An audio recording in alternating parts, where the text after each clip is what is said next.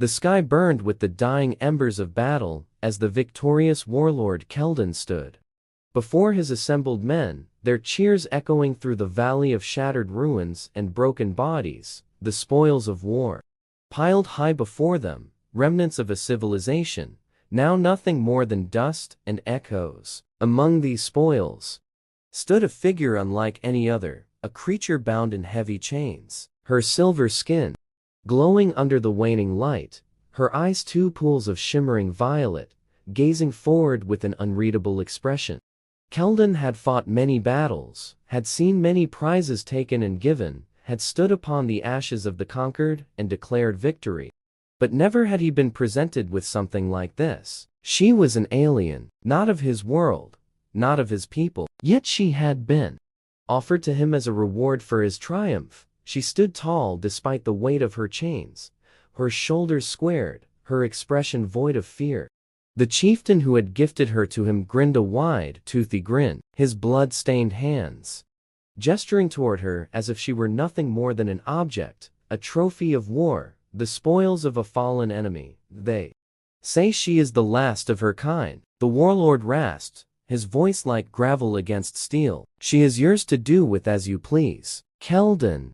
He stepped forward, his gaze locked onto the strange woman. She did not cower, did not beg, nor did she look away. She simply watched him, silent, composed, waiting for whatever fate he would decide for her. Keldon felt the eyes of his men upon him, waiting, watching, knowing what was expected of him. The traditions of his people dictated that such gifts were meant to be broken, meant to serve, meant to be reminders of victory. Yet something in the way she stood, in the way her violet eyes held his gaze, made him hesitate. "What is your name?" he asked, though it was not truly a question, for there was no expectation of an answer. Her people were known for their silence, their refusal to speak to those who had conquered them. And yet, after a long pause, she parted her lips and spoke a single word: Leora.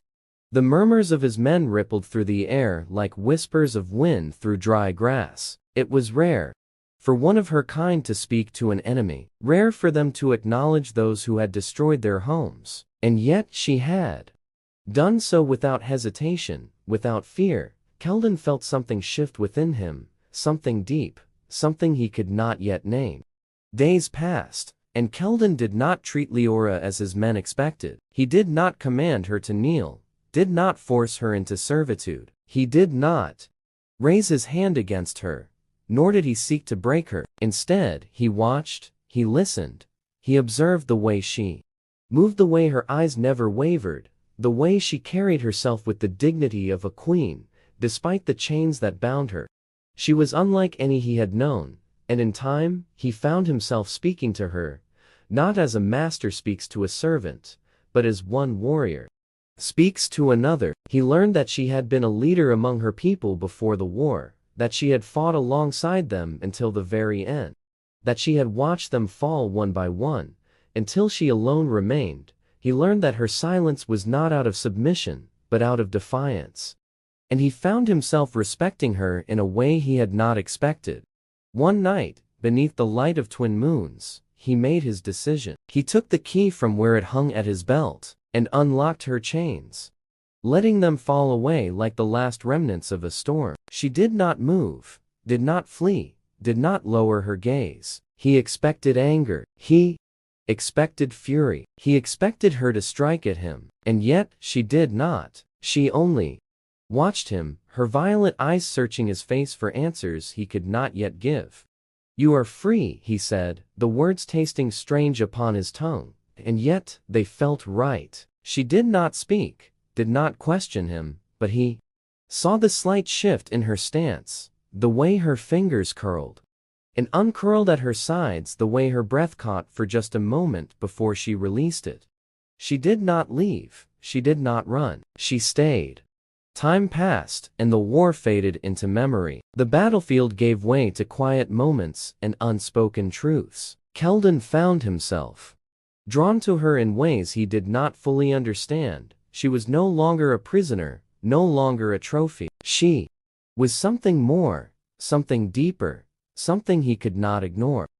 One day, as the sun dipped low upon the horizon, he stood before his people and spoke words that had never before been spoken in all their history. He declared that Leora was not his slave, was not his servant, was not his trophy, but his equal, his chosen, his wife. The silence that followed was heavier than the weight of any war, heavier than the chains that had once bound her. The traditions of his people had been shattered in a single breath, and yet he did not waver. He stood with her beside him, her hand in his, her violet eyes shining with something unspoken, something he did not need to hear to understand. There were those who resisted, who whispered of dishonor, of betrayal, of broken customs. But Keldon did not yield. He had fought many battles, had stood upon many fields of war, had faced enemies stronger, fiercer, deadlier than any other. But he knew that the greatest battle was not fought with steel and blood, but with choice and will and love. And so together they forged a new path, one not bound by the chains of the past, but by the promise of a future, one where the scars of war could fade, where a conqueror and a captive could stand side by side, not as master and servant, but as equals, as partners, as something more. And in the quiet moments when the stars burned bright above them, when the echoes of war were nothing more than distant memories, Keldon knew that he had not just won a war. He had found something far greater.